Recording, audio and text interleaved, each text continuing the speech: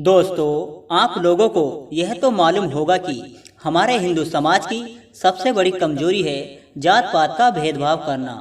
और इन्हीं आपसी भेदभाव के कारण हमारा हिंदू समाज हजारों वर्षों तक गुलाम बना रहा और हमारे देश हिंदुस्तान पर मुगलों ने हमला किया। तब मिलकर साथ लड़ने की बजाय हम लोग आपस में बट गए थे और यह खुलासा किया गया था कि जो क्षत्रिय है वह लड़ेगा और जो नीची जाति का है वह बैठकर तमाशा देखेगा।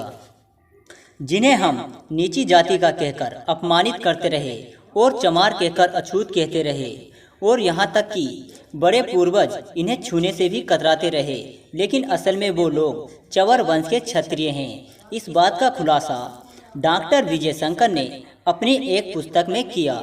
जब हमारे भारत देश पर तुर्कियों का शासन हुआ करता था, उस समय में चमार कहकर पुकारे जाने वाले इस वंश का भी भारत के पश्चिम भाग पर शासन हुआ करता था और इस वंश के राजा चवर सेन थे।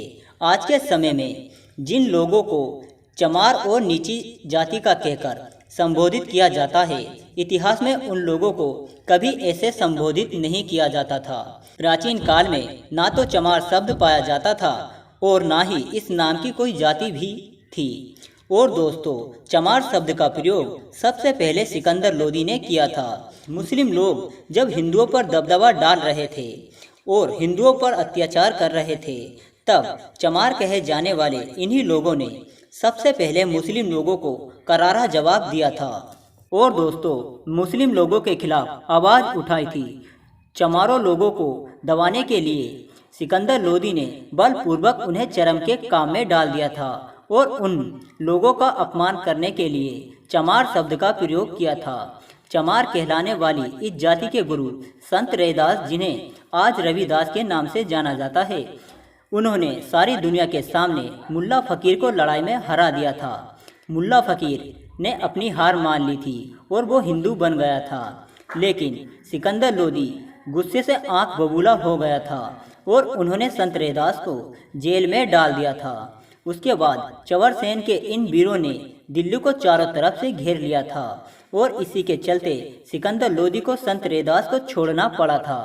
चवर वंश के इन वीरों ने कई बलिदान दिए, हिंदू धर्म का पूरा साथ दिया।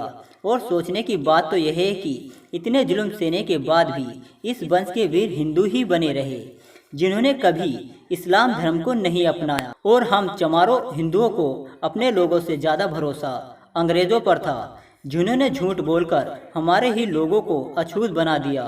और दोस्तों, अगर आज हमारा हिंदू समाज टिका हुआ है, उसका कारण चवर वंश के ये वीर ही हैं।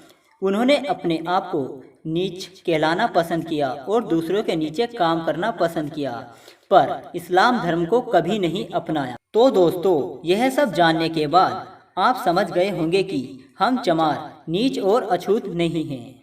जय भीम, जय भारत।